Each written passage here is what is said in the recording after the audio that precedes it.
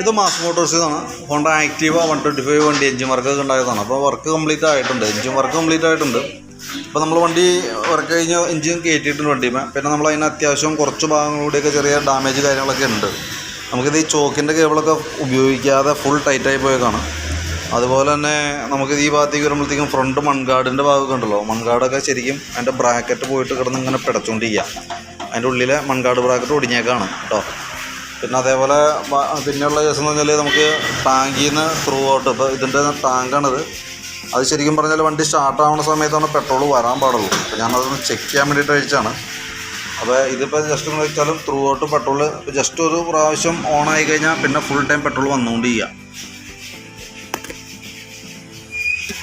Through out petrol ഇങ്ങനെ continuous ആയിട്ട് വന്നുകൊണ്ടിരിക്കും. അത് പെട്രോൾ ടാപ്പിൻ്റെ കംപ്ലൈൻ്റ് ആണ്. പെട്രോൾ ടാപ്പ് എന്ന് പറഞ്ഞാൽ ഈ ഇരിക്കുന്ന യൂണിറ്റ് കേട്ടോ. ഇപ്പോൾ പെട്രോൾ ടാപ്പ് മാറ്റി 2 പൈപ്പ് മാറ്റിയിട്ടാലാണ് ആ ഭാഗം ക്ലിയർ ആവുള്ളൂ. അങ്ങനെ 1-2 കംപ്ലൈൻറ്റുകളുണ്ട്. ബാക്കിയത്തെ നമ്മൾ ഐറ്റംസൊക്കെ നമ്മൾ മാറ്റിയേക്കുന്ന പാർട്സുകളൊക്കെയാണ് കേട്ടോ. അപ്പോൾ ഞാൻ അതിൻ്റെ വർക്കിൻ്റെ ഡീറ്റെയിൽസ് ഫസ്റ്റ് ഞാൻ വീഡിയോയിൽ ഇട്ടിട്ടുണ്ടായിരുന്നു.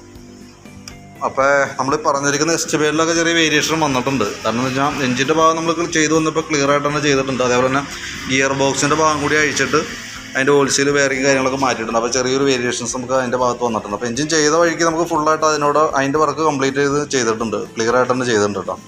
അപ്പോൾ അതിനകത്ത് ആ എമൗണ്ടിലാണ് ചെറിയൊരു വ്യത്യാസം വന്നേക്കണേ. കാർബറേറ്റർ കാര്യങ്ങളൊക്കെ ക്ലീൻ ചെയ്തിട്ടുണ്ട്, എയർ ഫിൽറ്ററൊക്കെ മാറ്റി, അതേപോലെ തന്നെ സൈലൻസിൻ്റെ ഭാഗത്ത് സൈലൻസർ തുരുമ്പ് കാര്യങ്ങളൊക്കെ ഉണ്ടായിരുന്നല്ലോ, സൈലൻസർ കോട്ടിങ്ങൊക്കെ ചെയ്താണ് നമ്മൾ കയറ്റിയാണ്. അപ്പോൾ 1-2 വർക്കും കൂടി നമുക്ക് പെൻഡിങ് ആയിട്ട് നിൽക്കുന്നുണ്ട്.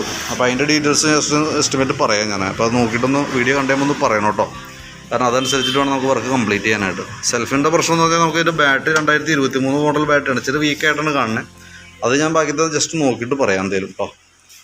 ബാറ്ററിയുടെ കേസ് പറഞ്ഞ പോലെ ചെക്ക് ചെയ്യുന്ന സമയത്ത് കംപ്ലൈൻറ്റ് കാണിക്കുന്നുണ്ട് ബാറ്ററിയും.